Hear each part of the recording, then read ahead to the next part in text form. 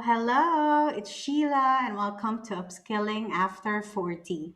Today, what I want to share with you is just a little reminder lang, that I thought just might resonate with you.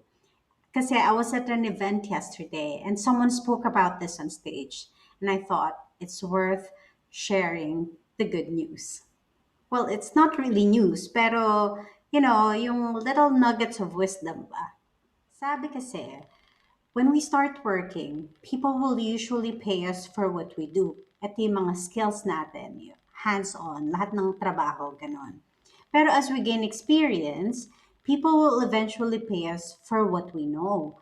Ito na yung mga, yun nga, natutunan natin over the years kasi nagkaroon na tayo ng expertise.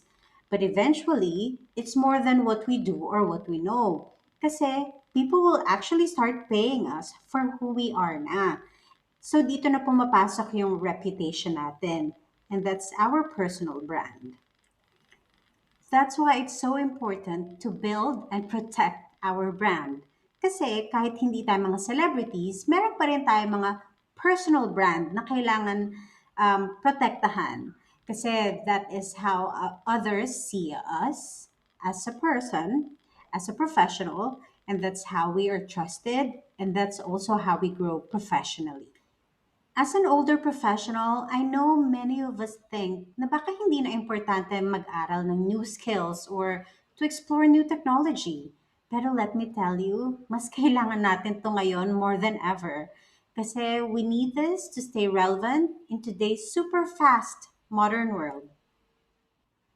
I've been a freelance consultant for years and learning these smart tools like ChatGPT, Canva, Notion, the whole Google Suite, etc., etc.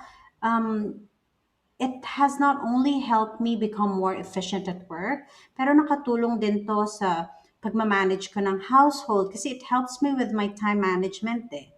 So, ayun, it allowed me to balance my work and life better. And that's what I want to share with you exactly here on Upskilling After 40. Imagine being able to use these tools without feeling overwhelmed, lalo na kung hindi tayo techie, kasi kung kaya ko, kaya mo rin. So, we'll go step by step, magkasama, and kaya whether you want to learn new tech skills or just want to improve your life in other ways, my goal is to make it simple and approachable, especially for us older Filipino professionals. So if you're ready to discover new possibilities, mag-subscribe ka na. Let's continue to grow, learn, and be the best versions of ourselves. Kasi it's never too late to invest in who we are. Ayan. So, thank you for watching, and I'm excited to see you in the next video. Bye!